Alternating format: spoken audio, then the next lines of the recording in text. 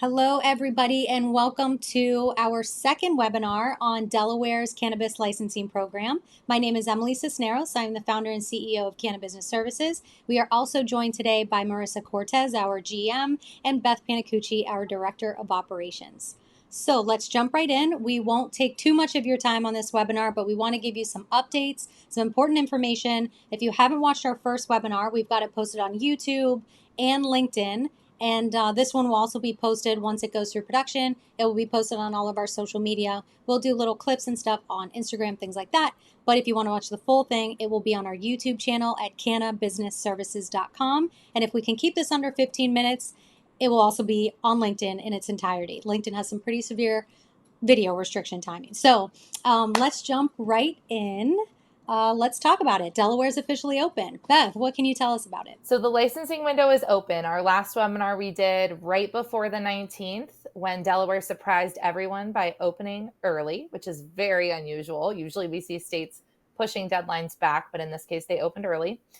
You can apply for one license type per county in Delaware. So there are some application restrictions when it comes to where you're going to apply. Yeah, I think one thing we were actually just talking about as a team yesterday, and it was a question that's come up from clients, is can spouses apply for licenses? Because there are ownership restrictions and they're pretty severe. It might be possible to apply as spouses. However, everything would have to be completely separate. You wouldn't be able to pull from the same funding or anything like that. It would all have to be completely separate, basically with a line drawn down the middle of any type of overlap in marital assets. Yeah, and I think that's so critical. We've seen restrictions like this in New Jersey and Illinois and New York, and they really want to be careful about what overlaps in ownership look like, and that could be a disqualifying offense if you commit it. So, in order to stay compliant, we always recommend people do not get operating agreements off of Google. They really are particular about, like Beth said, where their funding sources are coming from so that there's no overlap between those sources. So I think that's a really important feature that we just kind of jumped right into in our opening about Delaware. Marissa, any other aspects about just Delaware's opening that you want to touch on before we jump into what they can expect on the application? Yes, actually, this third bullet point here that we have on this slide that's up, applications deemed to be complete will be placed in the lottery. Great. We're seeing that in other states as well, Kentucky, Ohio. However, the interesting caveat here with Delaware is that there doesn't appear to be any sort of deficiency notice period. This is a pass or fail application. So even more so than other states like Kentucky, where you're seeing a very small window for that deficiency where you can correct anything that was incomplete on your application or maybe incorrect, we're not seeing that in Delaware. This is one shot, pass or fail, and then you get in the lottery if you pass. So you need to make sure that every box is checked and everything is done correctly the first time. That kind of goes to something we'll speak on here in a few minutes about the importance of hiring the right team around you. So let's jump in. What do we need to apply? What kind of documents can you expect to see when you open up that portal, and where can you go when you start this process? This is a picture of exactly how they have it laid out on their website. All of those files are direct links. However, there's also a very comprehensive application guide and all the regulations as well. Each of these is either a narrative document that needs to be completed with lots of written descriptions about how you plan to operate the business. There's also, I like how they linked the Delaware Business License website there. I think it makes it easier for people to file a Delaware entity on their own, and you do have to have one in order to do this application, as well as the link to the government issued ID. So they show you forms that are acceptable there, which I think is really helpful. And then if you're a social equity qualified applicant, which we touched on a little bit in the last webinar, there's additional documentation you need, and they've linked some of it there as well. And I think that can be really extensive right there. Social equity verification documentation can be, it's kind of a thing that people overlook. And then they realize, oh, I misplaced this document or whatever that looks like. And it can trip people up. So that's important. Marissa, for those who are listening, do you want to run through the required documentations just kind of on this bullet point list so they can hear in quick succession what documents they need to apply? Absolutely. So the required documents to apply in Delaware are a a capitalization table, a comprehensive business plan, environmental and sustainability plan, operating plan, quality assurance plan, safety, security, and product diversion prevention plan, staff and employee training plan, Delaware business license, government issued ID for the applicant, and then social equity verification documentation if applicable to your specific case. I think it's important to note too that this isn't everything they're asking for in the portal. Like once you get in there, there's a lot more questions. But these are the attachments, really, is what these are. And the state includes some asterisks, or those little tiny stars, on some of the attachments. And that means those are applicable or not applicable depending on the license type you pursue. So be very careful about what things you are attaching to your application, because some of them may be required and some may not, depending on your license type. So let's jump into what we need specifically when we're looking to attach these documents, what that looks like, what this portal looks like. It's very different than other states, what you've seen in Kentucky or New Jersey, Illinois. It likens itself more to a Missouri application. For those familiar with Missouri's licensing program from a few years back, it could be a fatal mistake if you think you've built all of your attachments and you're ready to go, and then at the window, at the deadline, you go to submit, and then you realize you are not within a character limit like you thought. That could be the difference between getting submitted in time and not. So this is where it can get a little bit tricky. So when you click on the links that we showed on the previous slide, templates open up. And Delaware has made it very clear you have to submit their exact template. So you can't copy and paste the template into another file and submit that. That is disqualifying. You won't get into the lottery. That's a fail. You have to use these templates. They are Adobe PDF files. So you have to be able to and have the technology to download them to your computer, save them, edit them, update them. You can't just do it in a web browser like on a Chromebook or something like that. So it is a little bit cumbersome for applicants to be able to do this. It's not as simple as typing up an original document.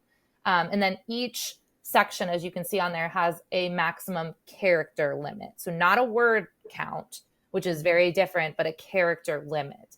So it's really important that whenever you're building this, if you have more characters than that and you're trying to copy and paste from another program or add to this, you're going to run out of room and it won't let you add more than this one section says 4,000 characters. So it's just extremely important to follow every single guideline that Delaware has set for this. And you can't attach things to these files either. Like this is what they want. They want this template. If you don't follow those guidelines, you're going to fail getting into the lottery. And we haven't seen this in a while. It's been a few years since we've seen one like this. Most states have moved to a portal where you input all the information in the portal and maybe you upload a couple documents that you've created on your own, not this model. So it's just interesting to us. Great point.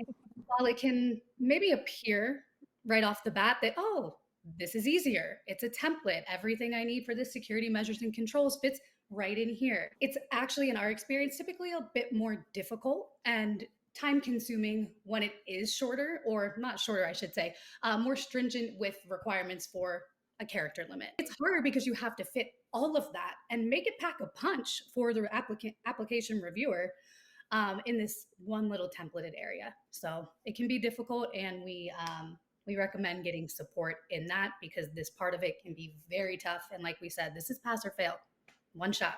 Yeah, I'm going to botch this, and I don't even remember the quote. And I don't even know if it was Abraham Lincoln, but I'm pretty sure I grew up thinking it was Abraham Lincoln talked about it.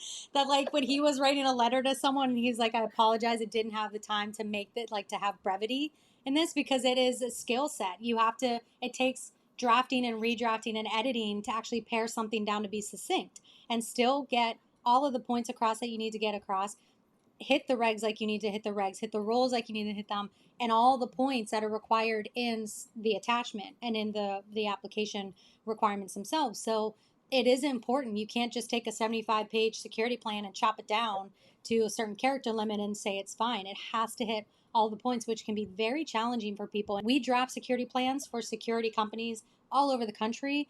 We've had them reviewed by security experts across the country. We write very good plans. So we know firsthand how challenging it can be to cut these down into character limits.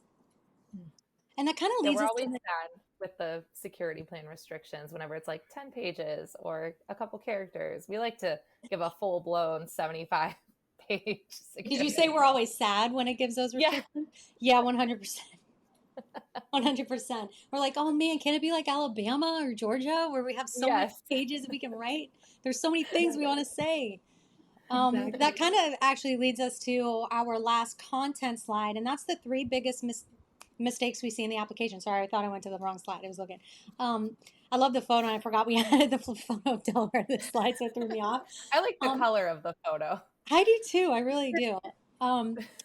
So anyway, yeah. So this is the biggest mistakes that we see round after round. So we wanted to share it here. Marissa, we'll jump to you first. This first bullet point, starting too late in the window. You only have 40 days to get everything together. Starting too late is a mistake, especially with a round like this where it's so important to get everything right the first time. Getting all the pieces in place. It might include third-party vendors, security providers, point of sale providers, things like that you'll need to utilize for these narratives in the application. If you don't make these contacts, if you don't get moving on this, you're going to miss your shot. There's corporate filing documentation that can take a few days to get to you because they have to mail it to you. So if you're putting this off until the 11th hour, you may not or probably won't get this completed in time. It's a lot. This looks small. Like we showed you that very brief compared to other states list of items that are included. What it's not showing you is when you open up those templates, some are 11 pages long with all different subpoints. Some are 16 pages long with all different subpoints. The capitalization table is a very specific format in Excel. So if you're not familiar with how the cells work, you're going to struggle to get that completed and uploaded, and you have to use their template. Yeah, I honestly feel a little scared for people, like especially just after going through this webinar. I am always reminded about people who try to do these things themselves. It literally breaks my heart because people put their hope and their dreams in these licenses. So people who may not have been interested in the cannabis industry because they're Delaware residents, and now they're finally seeing on their local news that this is happening, and now they're excited, and now they're thinking, I could get out of my 9-to-5 office job that I hate, and I could pursue my dreams here, and I can open my own store, or I can open my own facility. And then you see that they've just hit roadblock after roadblock after roadblock because they try to do it themselves. And that breaks my heart because it's their dream. And it speaks to the third point where we say, one of the biggest mistakes that we see is people don't properly vet the consultants, the vendors, the attorneys, and they're actually detracting from your goals and detracting from your dreams, and ultimately sometimes can cost you your dreams. When a new state opens its program, lawyers and consultants slap something on their website that says suddenly they are cannabis experts or cannabis specialists, but they don't have experience from other states. And that ultimately costs their client. They learn on your dime, they learn on your time, and you may not get submitted within the window, or if you do get submitted, it's not a pass, it's a fail. We believe you should be hiring people who know how to do this. Like Beth had mentioned, the risk of doing it yourself are just too great. Feel free to contact us. We actually have a contact us page here. So you can email us at info@cannabusinessservices.com. You can schedule a free introductory call with us through our book online page, an easy to use Calendly system. Just click the date and time that works best for you. That's through our website at www.cannabusinessservices.com. There's many ways to reach us. We want to help you on this journey, and we want to make sure you are fully supported so that you can be guided as easily as possible, as pain-free as possible towards your dreams. Well, thank you everybody for joining us. We hope this wasn't too painful. We hope it was at least enjoyable or insightful and helps you along your cannabis industry journey. Thank you.